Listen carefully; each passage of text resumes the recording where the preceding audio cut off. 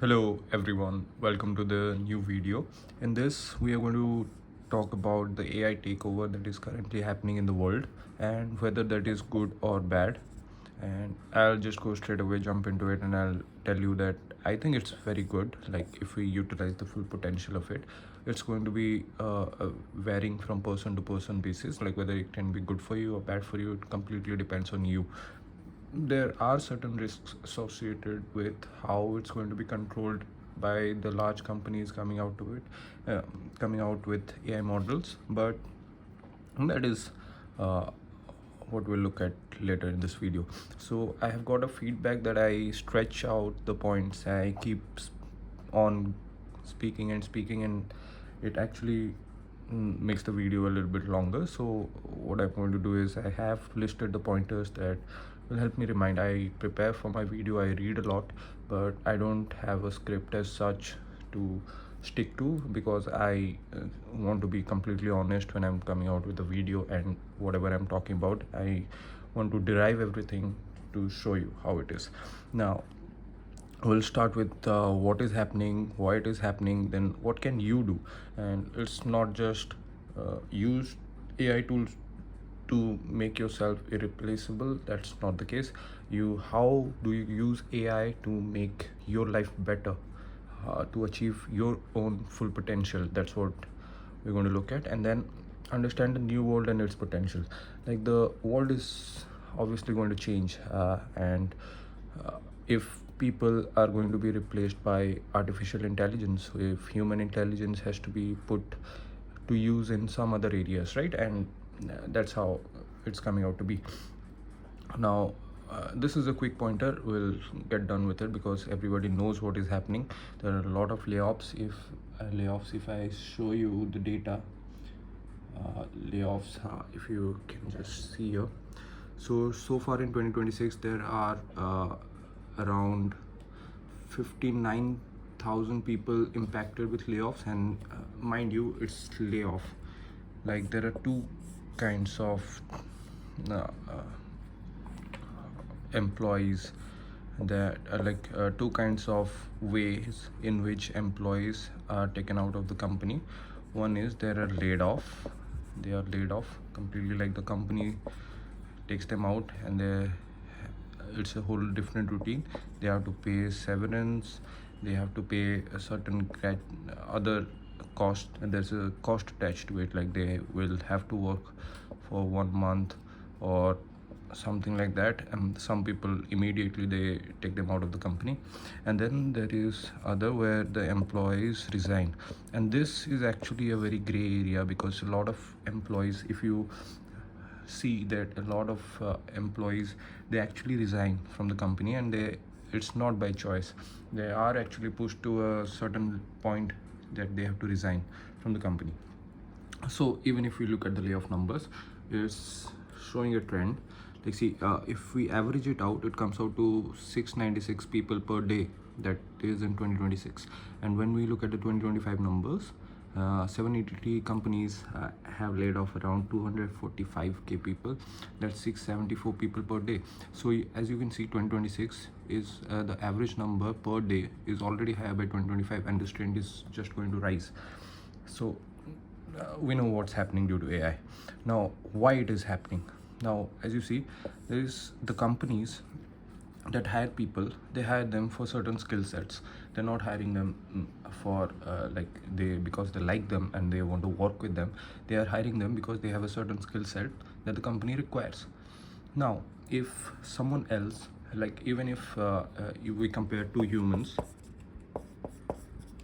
A and B, if human A is more competent than human B, he's going to get hired, right? And he's not going to get hired. The same, in place of B, there's a chip, right?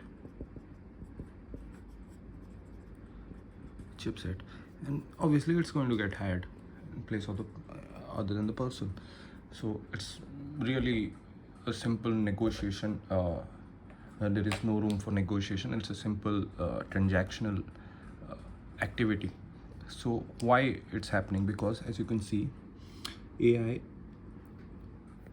has already taken over people's skills, and it has already started replacing them in finance, healthcare, diagnostics, manufacturing, data analysis, because AI excels in logistics, image recognition, providing objective neutral feedback, outperforming human speed and consistency. Speed is of the main importance here, because AI does everything super fast.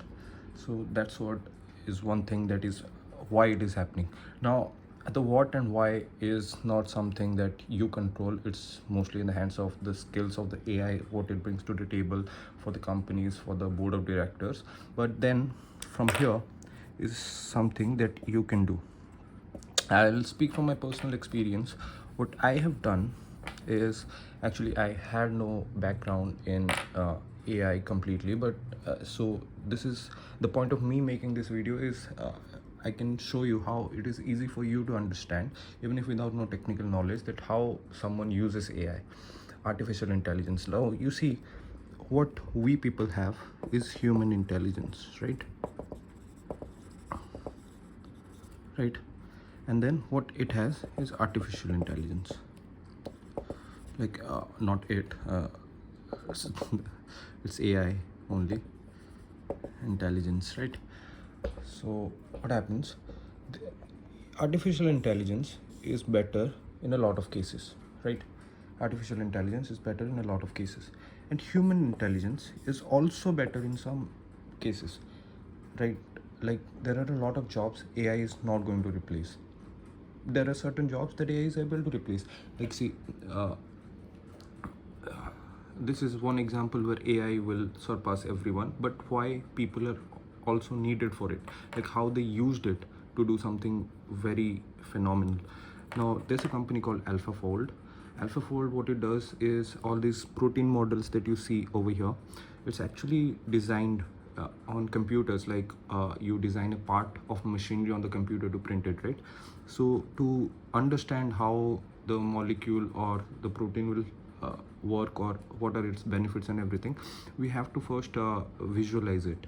So before AlphaFold, people were doing it on a trial and error basis. They had certain programs, but those are models run by people, and they had to give continuous input, and more or so they were the ones who were driving the model, how it behaves. So as you see, pre 2021, like AlphaFold came in 2021, right? And 2021, and before that only 170 to 300k high quality protein structures were known. And when AlphaFold came in, within 6 to 7 months, it took that number off to around 200 million protein predicted structures, right? You see the difference from, like if you take the average, it's around obviously we'll stick to the high number, 300k to 200 million, like there's no comparison. But this AlphaFold was made by someone who, it wasn't like born out of the AI's brain. Someone used it, and this person was, even if he tried his best and like fought with everyone, like competed with everyone, he would have not done more than like 100 or 200 protein structures in his lifetime, right? But using AlphaFold, he did more than 200 million, like combined of whatever the world had done before. So this is the expertise. Now how do you say that this was a product of artificial intelligence? No, it was also a product of human intelligence. This is how you use it.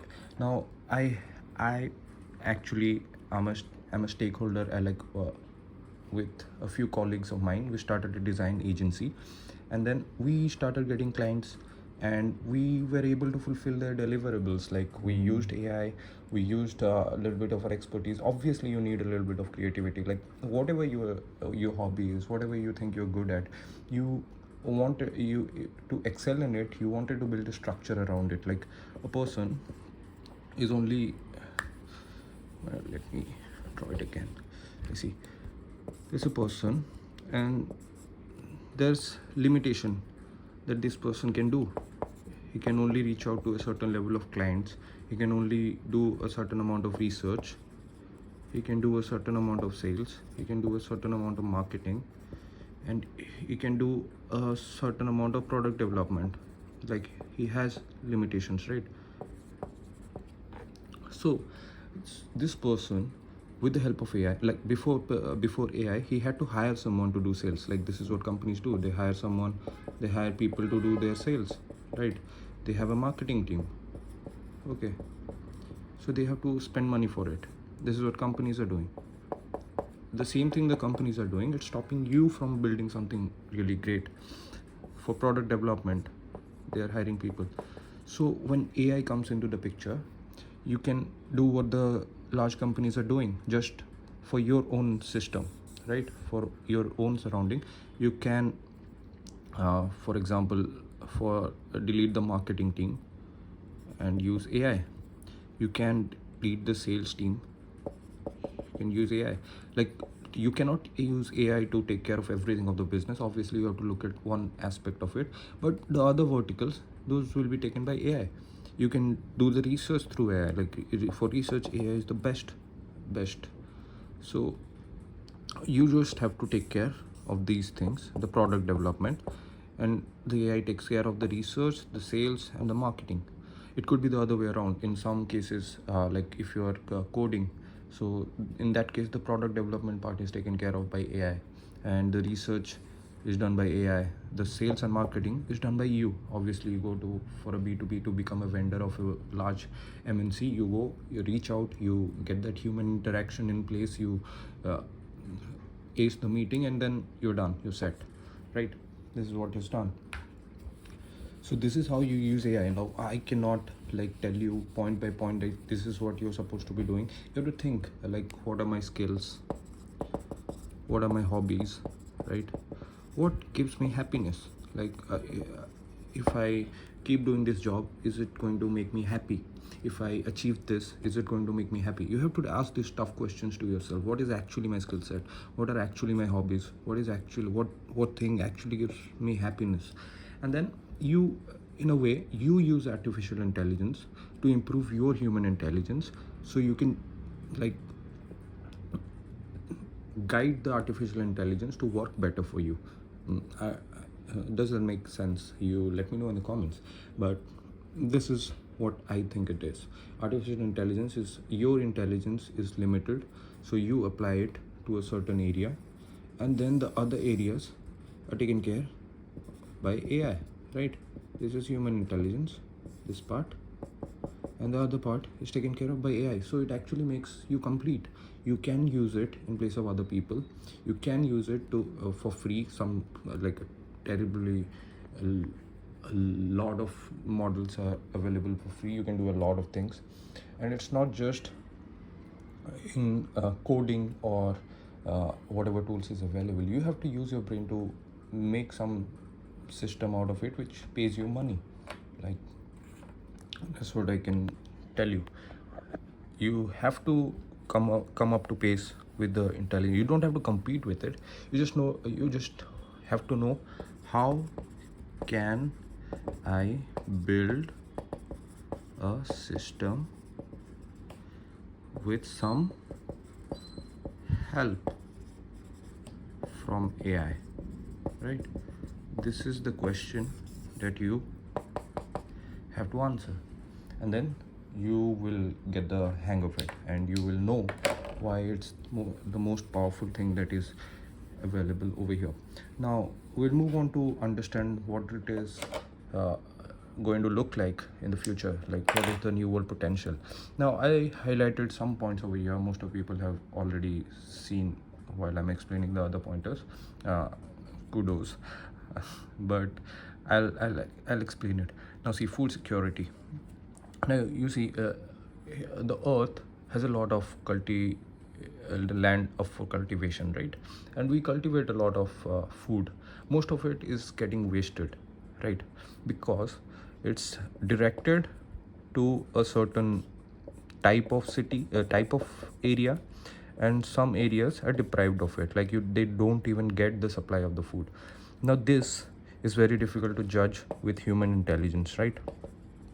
Human intelligence, because people send it to like large cities with high disposable income, and with low disposable income areas, they don't even send that to those places. Even if they direct the waste from these places, like if they can somehow predict that what is going to get wasted over there and put it over here, that will also make sense because they are also losing money because of this. So this system is out of bounds from human intelligence because people have been working on it for a long time, and they just cannot build a very great predictive model that actually makes this profitable, right? Profitable for them. But this limitation can be taken off by AI simply. Just to if a certain AI enabled farm production company, if it uses AI, it can actually cut out its losses or its customers' losses. Someone is going to say it. See, I am not building this system, but these are my thoughts, because human intelligence is simply incapable of doing this, and they're losing money in that. So certain issues like this are going to get faced. Poverty concept is going to change. Like people, if there is a universal income plan, then everyone getting the bare minimum is poor, right? Everyone making more than that is richer than them. Obviously that's going to exist. Poverty concept is going to change. Money is going to change. And then creativity, how do you put a mark on that? Like creativity of certain people is going to go down, really down. Like, people are already getting addicted to AI models. They are asking, dependent on them for every decision making, most of that. And obviously those people existed before AI too. They would listen to someone and then just stick to their advice. They were manipulated by people. But the people who were learning from people, growing, and then they were building upon it, and then they continuously unlearned and then relearned, those people are going to learn from AI. They're going to pick it up, and so creativity is going to get boosted on an average because a lot of people are creative. Then monopoly. Now this is the only gray area that sometimes scares me, sometimes makes me happy. Now this monopoly thing, what I mean by that is, it all depends on how this AI power is going to get harnessed, right? Because AI can be used by everyone, right? By everyone. But to make it work, it still needs something built, which is a data center, right? Data center. Now these large companies are building large data centers. I know vigilante organizations are coming up. They are going to set up their own universal data centers that is accessible to everyone. They're going to fight it. If there's goodwill, then it can happen, obviously. And obviously there's a movement. I'm in talks with some people, so maybe we will start from a small scale, like whatever we can do to have that neutrality, artificial intelligence neutrality across the area. So this is what people can take it up, and if good happens, then it will be good. Like if a lot of bad people come together and start just controlling everything, then that's bad for everyone, right? So this monopoly thing is the only thing that is supposed to change everything. Like if the AI model is controlled by a certain company, and then it's going to run everything. Like for example, Amazon is currently in plan to acquire 100 manufacturing companies. Like what it's going to do, it's going to like take those companies, make them completely AI enabled. Like they will see how, like they are going to take it up as a project and try to improve its efficiency with highly trained AI models, and these are going to be hard to compete with. So everything has to be done simultaneously, right? So if this access, the only thing that if it comes down to access, if the access part of it can be like something that can be surely kept in check, then obviously AI is not that very difficult. You just build a system, you try to solve a problem of the world using your system, and then obviously the people are going to pay you for it. Even if not people, you solve a company's problem, you solve a person's problem, you solve an area's problem, and that's for you to think, for you to guess. Now it's nothing to be scared of.